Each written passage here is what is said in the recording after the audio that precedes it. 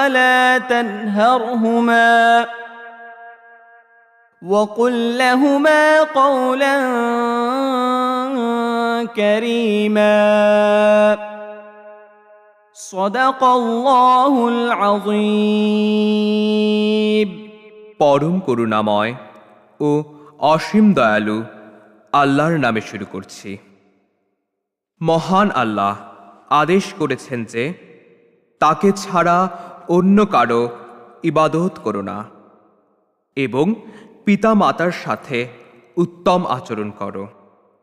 অতঃপর তাদের মধ্যে একজন অথবা উভয়ই যদি বার্ধক্যে উপনীত হয় তবে তাদের মনে কষ্ট দিও না এবং তাদেরকে ধমক দিও না, বরং